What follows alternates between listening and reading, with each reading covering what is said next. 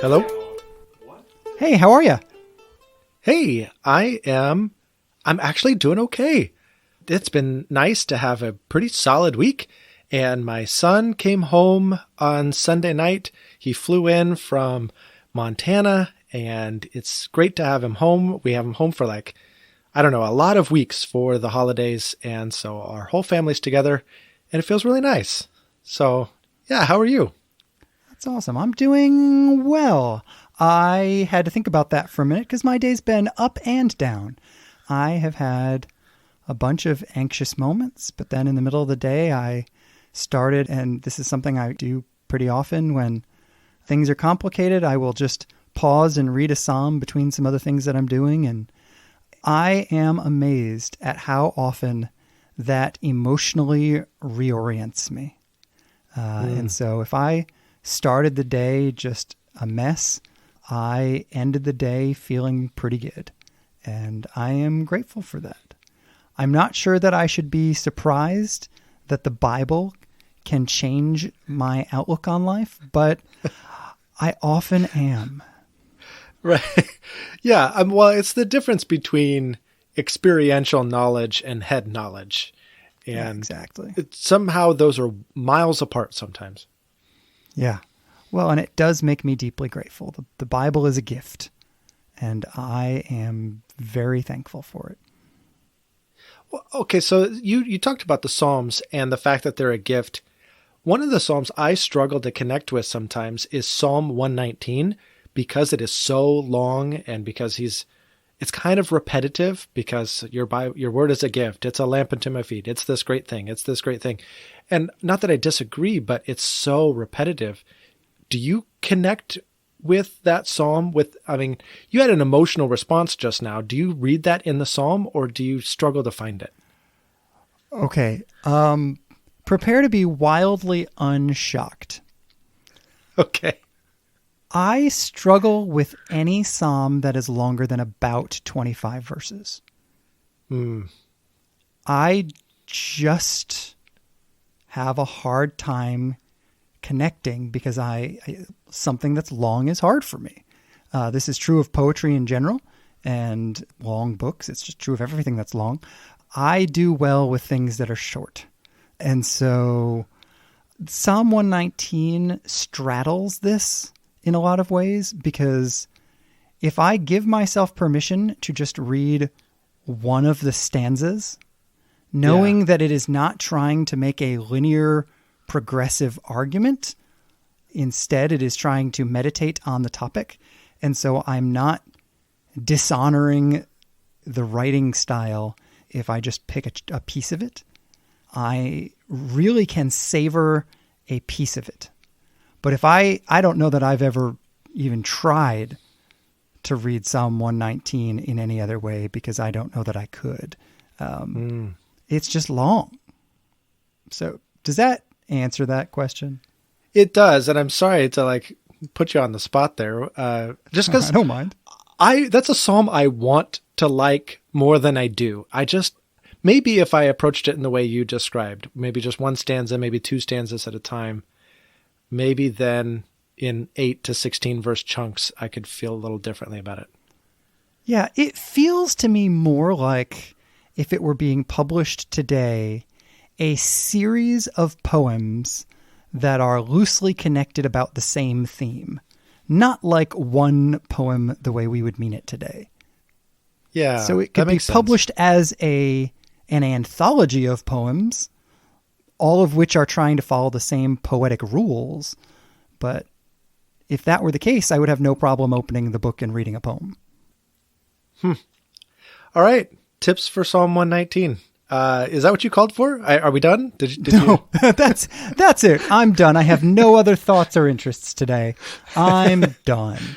No, I was thinking, so we are smack in the middle of the Christmas season, and Christmas is ramping up all around me, and that involves a church Christmas production, and it involves, for me, flying home.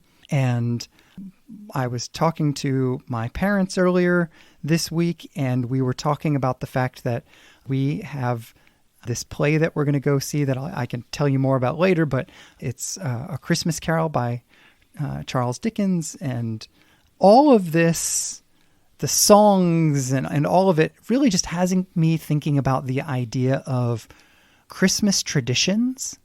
And beyond that, the idea of tradition itself. And so I want to talk about traditions and tradition. And I can already tell you want to burst into song. Yeah. Well, I do have to balance the ledger a little bit because you have done a lot of singing on the podcast. And so it would only be right if I balanced it by, starting out right now with tradition. Yeah, exactly. And thank you.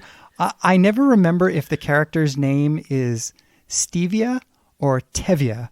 One of them is like an additive for coffee and one is the guy's name. And I am always a wee bit confused, but all right. It's Tevia, right?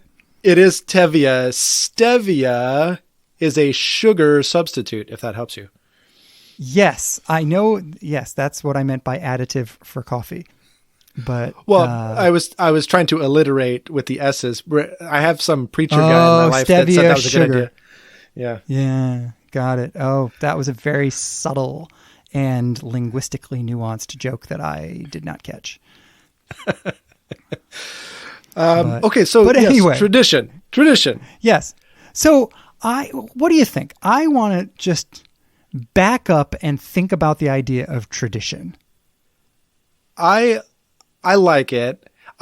It's funny because I don't think we do tradition very well in our country. We don't have a lot of cultural traditions, or at least ones that we kind of like market to the world. I don't know. I feel like there are some other cultural traditions that just feel very binding and feel very strong for other cultures. And the closest we come in America is like Super Bowl Sunday or, exchanging presents at Christmas Day or something like that, putting up Christmas trees. So this season is the time of year where we actually think about tradition and talk about tradition. But I feel like the other 11 months out of the year, it just kind of falls by the wayside. Interesting. At first, I thought you were going to say that there was not a lot of American tradition around Christmas, which did not seem accurate to me. But you're saying this is the only thing we have tradition around, and that we are not necessarily brilliant the rest of the year at it. Yeah, I think so. Yeah. Which I think heightens the sense of enjoyment for everybody because, we finally get to go into the tradition side of the year. And every year every family has their thing. For most people, they put up a Christmas tree and they put up lights, and sometimes there's like cookies involved and, wrapping presents and various things that people hold their hat on and they just look forward to because this is what you do at that time of year. We have certain music that we listen to, and we have certain events that we attend, like you're talking about this concert or this play that you're going to. So there are things that we do, we just know are going to be part of our schedule. And I think that's what people love about the Christmas season is doing all those tradition things. Absolutely. Well, and what's interesting to me is I think that we as a culture are fully engaged on every sensory level about this. There are things we hear. Music starts playing, and we all complain about how early it starts playing, but we all complain with a smile. Right? So we hear different things, like you said, the lights, we see different things, the world, like the outlook on the world changes, the world, like the physical world changes around us. But even I was thinking how amazing it is that something as simple as a latte becomes a peppermint latte. And if I gave you a peppermint latte any time of the year, it would mean Christmas because peppermint means Christmas. Right. Or it's funny, my daughter and I, it was even before Thanksgiving, my daughter and I walked into a major grocery store out here in Oregon, And the second we stepped in, the pungent smell of cinnamon was just blasting through the wall, through the window, or through the door rather. And it was so overwhelming when you first walked in, and so talking about different senses like cinnamon or apple spice or whatever, these are the smells of Christmas, and our marketing geniuses out there have very much bought into that and make sure they pump it through their vents in the stores so that we're going to be happy shoppers. I don't know. Yeah. No, but, and I for once am not going to take the role of criticizing the stores. I think it is really interesting and valuable to have a cultural shared tradition as a society that is this all-encompassing. But before we start digging in more into our Christmas traditions, whether personal, familial, or societal, the thing that I want to back up on, the starting point for me, needs to be more basic. What is a tradition and why do they matter? This comes back to, when I was in high school, I was on the debate team, and the first thing you had to do was define your terms. Now I'm a 40-something, and I am training to be a professional leadership coach. And one of the first things that leadership coaching requires you to do is pay attention to people's words and make sure that you help them know what they mean by words, because we are so sloppy in the way that we use words. So when you think of the idea of a tradition, what do you mean by a tradition? I feel like there's a lot of pressure in this moment to outdo Webster. And I've got to come up with the exact right definition because I don't want to be imprecise in my words. Though your point is well taken, and I appreciate it. You have to do the same thing in theology. Yeah. But you're right. The danger is you can almost slow down or foul up the creative process as you're brainstorming or thinking about things if you try too hard. And so you're right. In thinking about things, it's so important to give ourselves this sort of balance of, okay, what do I mean? But it's not even what does Webster mean? It's not even what is the right answer. It's what do you mean when you think about tradition? Yeah, I mean, I am an American. I am a part of a culture that really only does this 1 month out of the year. So I feel very inadequate to define what a tradition is. I would say it's a shared experience. I don't think it's something you do by yourself. I think maybe you'd call that something like a ritual or something. But so I think it's a shared experience that you do at a certain time and place, and you do it in much the same way to commemorate an event or to celebrate an event. I think that's my first stab at Webster Jr. Yeah, I think that's good. I think that's good. So you're commemorating something and you're commemorating it with people and you're commemorating it in the same way over and over again. And I would add, I think for me, as I think about traditions in my own life, I think the first time you do something, it's novel, right? Then there comes this time period where it's interesting and the novelty wears off. And then if you're in a group, you keep doing it. If you choose to keep doing it, you keep doing it because of the group, not because of the thing itself anymore. And in that moment, I think it becomes a tradition. It becomes a shared experience that is about the group, not about the thing. I see how the group is necessary for making it lasting. But what do you mean specifically when you say it's about the group and not about the thing? Oh, that's good. I was trying to think of an example. So I will come back to the play that I am going to see with my family. I have seen Charles Dickens' A Christmas Carol performed live every year since I was 5 in the same theater. So that is 30 some odd number of times that I have seen. There is 1 year that my family skipped going to this. We decided for that 1 year we were going to be upscale and go to the Nutcracker Suite, which was also being performed across town. And 1 year of trying that out, and we're like, nope, let's go back to the thing we like. That one with words. Let's do that one. And I could not know A Christmas Carol better than I do. I did not actually read the book until several years ago.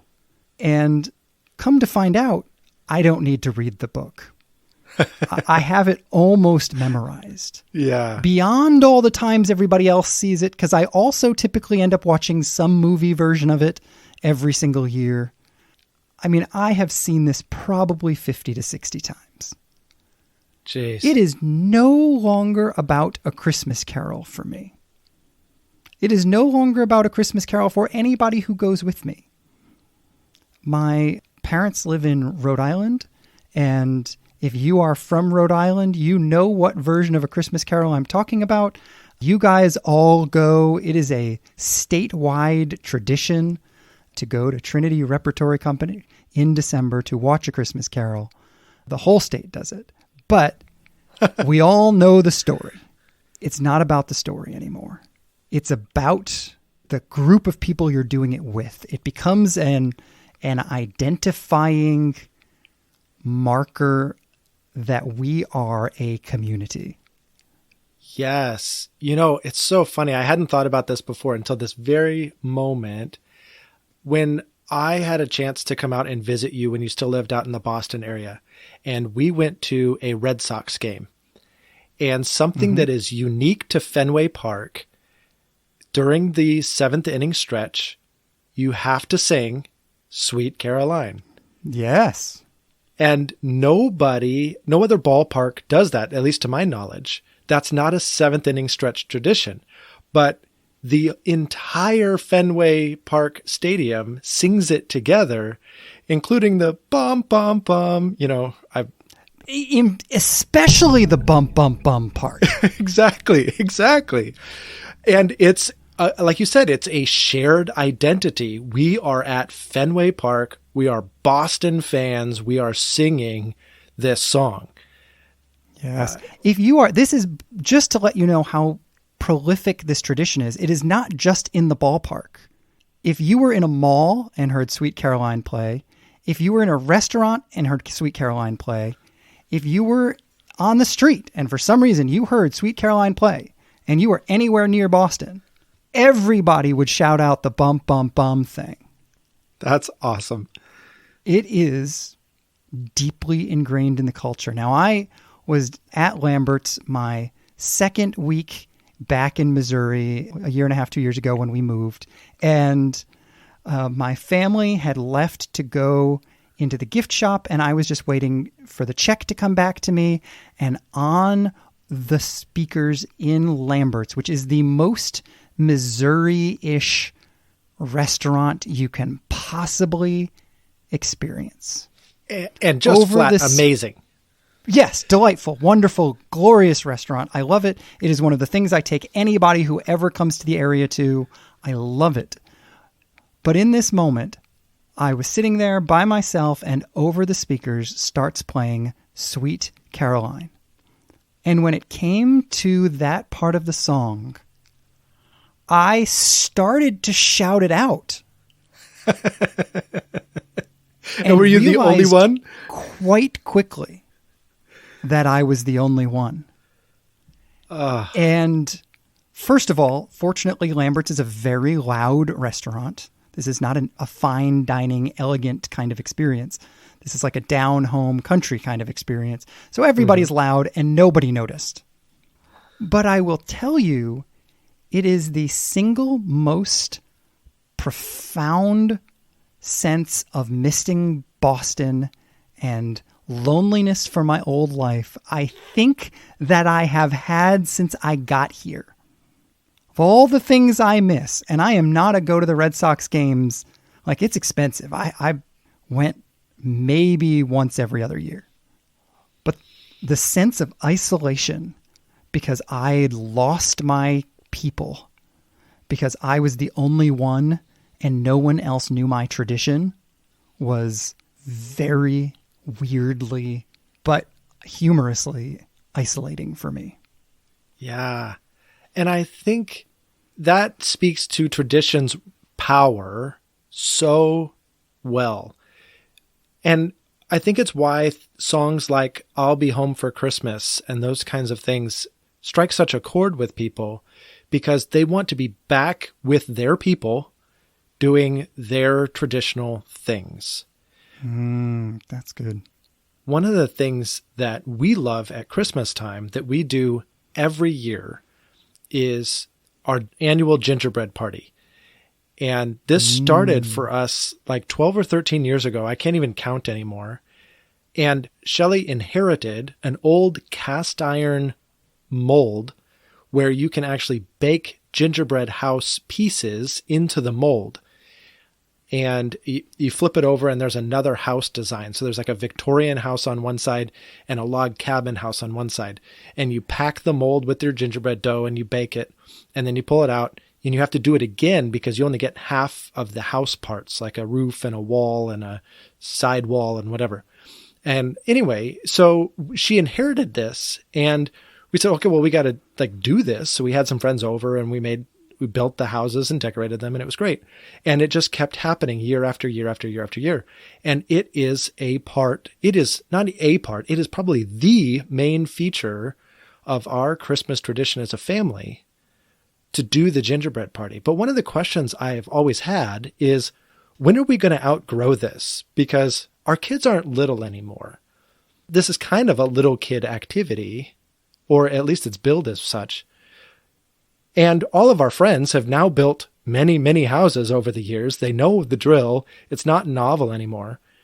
But we keep doing it. Like you said, it's much more about the group.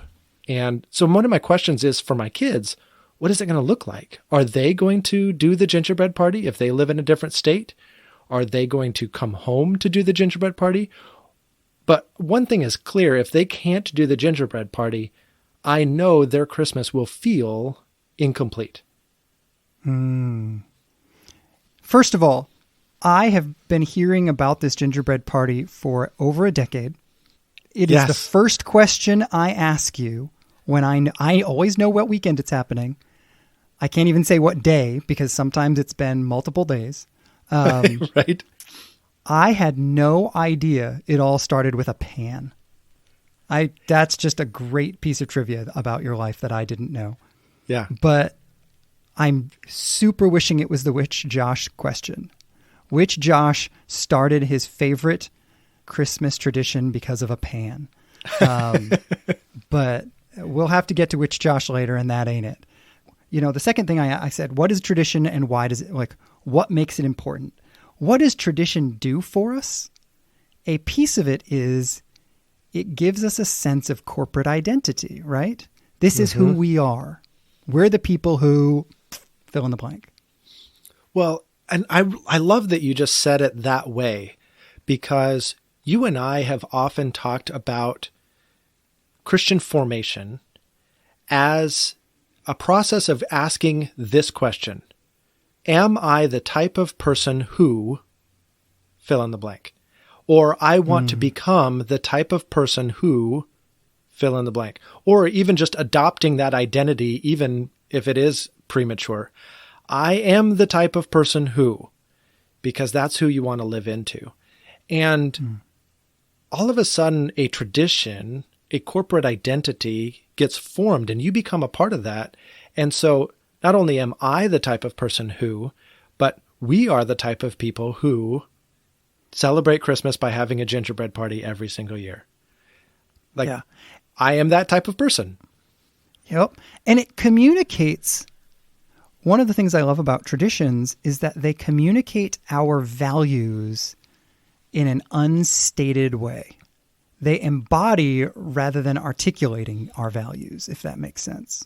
You know, I have for years and years known that your home And bringing people into your home is a really high value for you.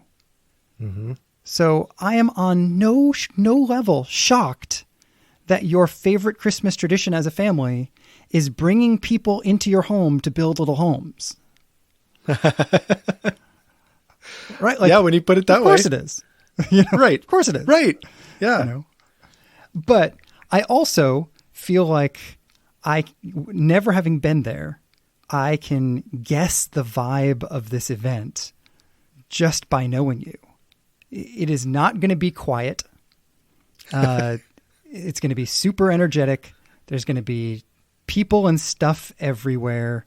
There's going to be the like warm family version of chaos, if that makes sense. Uh-huh.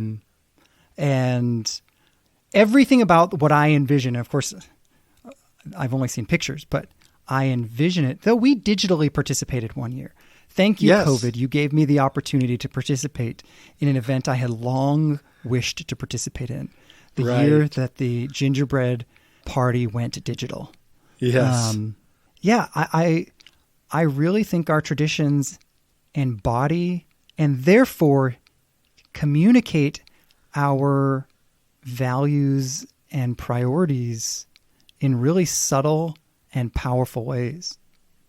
They do. And it's funny, as you are talking about this, I'm so struck by church liturgy and kind of the high church model.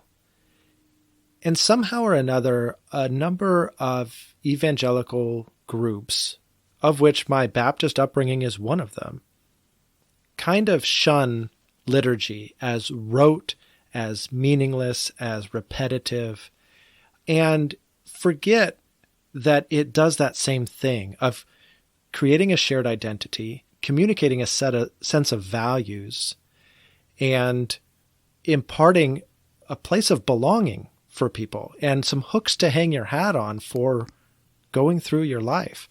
So it makes me really long to engage liturgy more based on what you're saying. Absolutely. Well, and the thing about, I think, tradition is it makes me want to build them carefully, build them intentionally. You know, like I said, traditions communicate something. To this day, it would be a non-starter of a conversation to say to my parents, we will not be attending, we don't even call it a Christmas Carol, we just call it the name of the theater. We will not be attending Trinity this year. That would be a non-starter of a conversation. But if I called my parents and said, hey, we have 18 friends who are all going to be in town the day we're doing Trinity, can we bring all of them? My mom and dad would be like, yeah, absolutely. Of course. What do we have to do to make that happen? Let's do it.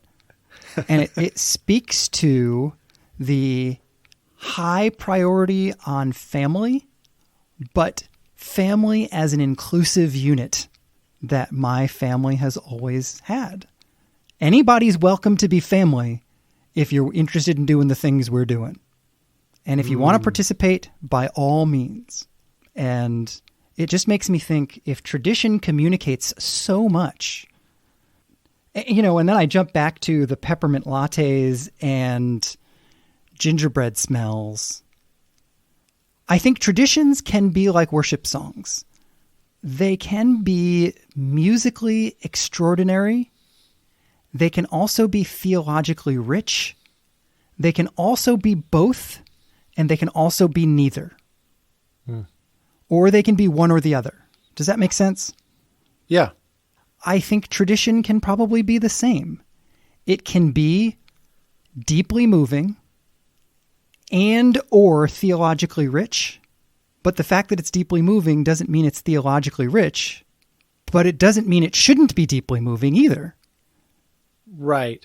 Yeah. I guess my analogy then would be Super Bowl Sunday. Yes, going please back say to that. something, because what I'm saying is like I'm tripping all over the place over here. You want to go back to singing? Would that help? Tradition. So yeah, my analogy would be football and Super Bowl Sunday. And many families have the ritual around Super Bowl Sunday. And maybe you make a big old pot of chili, or you have your favorite drinks, or you have, certain people that always come over, or you always go to so-and-so's house and you do your football ritual and you look forward to it. You're excited by it. If that's the kind of thing you're into. I get other people are like, yeah, bring on the Puppy Bowl. I'm not into football. But for those who find that meaningful, they have their liturgy, they have their ritual, they have their tradition around it, and they can get very excited, emotionally very happy to engage the ritual or the tradition, but there's no depth there, right? Whoever wins the Super Bowl isn't going to really change your life, but it doesn't mean it's wrong. It just means if you're trying to be intentional about the way you form rituals, they can't all be like the football Super Bowl moment. Some of them have to have some greater depth to them. Yes, and no criticism intended towards the Super Bowl, ba ba ba kinds of, I meant those as separate things. I do understand that the Red Sox are not, and the Super Bowl are different sports. But those are fine. Those are kind of social and cultural identifiers that we participate in, and it's great. But yeah, traditions that point to something greater are equally and perhaps more valuable. For example, and this technically doesn't qualify as a tradition because I do it by myself every year, but one of my own private Christmas traditions, one of the ways I keep Christmas about the things I want it to be about, is that I listen to Handel's Messiah regularly during the Advent season. And at least once during the Advent season, I will sit down and listen to or watch the entire thing. And that is deeply meaningful to me. It is not easy music to appreciate, though, again, when you've heard it beyond its novelty, which is what we often enjoy music for. That's why we think of music as disposable. But once we get beyond the novelty and really start to saturate in the genius of it, which takes work, like you have to dig into this kind of music, it's profound. And whether anybody else, I don't care if anybody else particularly likes oratorio or whatever that kind of music is called. But for me, it points in the right direction. It gets me thinking about Jesus. It gets me thinking about incarnation. And that's valuable to me. Man, that super excites me. I actually think you mentioned two things right there, and I would love to make sure we spend some time this Christmas talking about these two things. One, I would love to know more. I would like to dive in to forming traditions or forming rituals or what have you around, you said, keeping Christmas focused on the main thing. The trite phrase in our society is keeping Christ in Christmas. I actually would love to have a meaningful conversation about how to do that genuinely, not because of some societal obligation. And then you also talked about that Handel's Messiah gets you thinking about the incarnation. And that is ultimately what Christmas is about. I would love to have a whole conversation just devoted to the incarnation and trying to unpack that mysterious, awesome reality. Man, well, we've got a couple weeks till Christmas. Let's do one next week and one the week after. That sounds amazing to me. I would love it. So I'm excited. This has really set us up really well let's do it. Nice. We just fell into an Advent series. We sure did. Well, now that we know where we're going in future episodes, maybe this is a good time to pause this conversation and turn to the audience and just say, thank you for listening. Thank you for being a part of our Christmas season. And I hope that you are enjoying whatever it is you are doing, whatever traditions you're engaging in. And I hope that you are surrounded by friends and family and moments that bring you closer to Christ. as we talked about last week, we would love if you took some time to capture a moment from your day, from your week, and use the hashtag Come Lord Jesus. That is what we are anticipating together this Advent. Come Lord Jesus. So keep those pictures, those thoughts coming. Use that hashtag, follow that hashtag to see what other people are posting. And then if you've enjoyed this episode or any other episode from our podcast, please, we would love for you to share it. Share it with friends, family, start a great conversation around whatever activity you are doing together this holiday season. And finally, you can follow us on Facebook, on Instagram. Just search for On the Phone with Josh. We have content coming out nearly every single day, just showing you a little bit about what we're doing and what you can expect on the podcast. So hope to see you all online. Yeah, absolutely. And, before we're done, though, I'm curious, what else are you thinking about? Well, this is an incomplete thought. And My it's really favorite kind. I feel very at home with them. Right? When somehow or another you've engaged a verse multiple times in a week, not because you tried to, but because it just keeps coming up, and you go, okay, maybe I should be paying attention to that verse somehow, some way. Mm-hmm. That's the moment I'm in 3 separate times.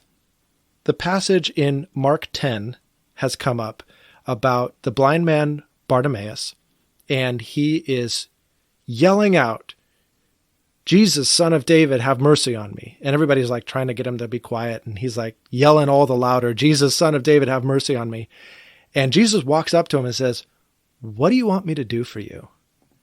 And he says, I want to receive my sight. And he heals him and all those things. But the thing that has been the consistent question posed in all 3 times I have heard this mentioned is taking a moment to ask God, or to allow God to ask you, rather, what do you want me to do for you? And have a meaningful, just genuine, what rises up from your heart? Like that guy he wanted to see. Nothing else could be more prominent for him than that need. What is most prominent for me? What do I want God to do? And the first time I engaged with that question, I sat down and I felt like I had an answer and talked with God a little bit, but it's come up twice more. So I'm like, maybe I didn't answer right. So that's my question. What do I want God to do for me? And I'm putting it here on the podcast so that I know when I listen to this in a couple of weeks, it's going to remind me, are you asking that question? That's really good. There's this great Lord of the Rings quote that is in there several times. In moments like this, Gandalf, or whoever the main character is in the given moment, will say, a strange chance it was, if chance it was. And that's their way of hinting. Maybe it was chance, maybe it wasn't, but we may be seeing the fingerprints of something beyond in that kind of a moment. Yep. It does make me pause. Okay. I need to sit with that question, I think. That's good. Yeah. So what are you thinking about? Oh, man. I have 2 things I've been thinking about, and I was trying to figure out which one I was going to talk about. And so here we go. The thing that I am thinking about really most today is that several weeks ago, we were at church. We'd run out of Bibles to give away. And I am somewhat philosophically opposed to being at church and not being able to give somebody a Bible. So I gave the person who was looking up for a Bible that particular Sunday my personal Bible, the one that I regularly read, which is very seldom has it collected much dust because I have done this several times. And I've been thinking about replacing it. And, there's such a wide range of Bibles that I get stuck when I think about replacing a Bible. And here's the stuckness that I have this particular time. I know what Bible I want to buy, and it is gorgeous. And it is $98. And I could just as easily get the exact same set of words for about 1998. And I could live without buying any print Bible because I can see it on and I have all sorts of other versions of the Bible. I mean, it's not like I can't find a print Bible around me. But to have a Bible that I call my Bible, that is the one I always go to, I am stuck on, am I comfortable spending $98 on something that I could get for $19.98? And so I'm bringing that up so you can solve it for me. Go. That is funny. It just happens to coincide with a story I just heard in my Christian formation class. And we had a guest speaker today. And the guest speaker was talking about creating a rule of life and talking about some of the spiritual processes that he has gone through, some of the examined sorts of observations that he's made in his life.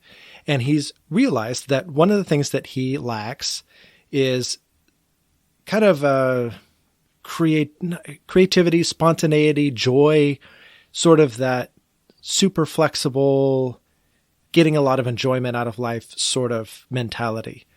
And he told this story. He was at a store. He saw some tennis shoes.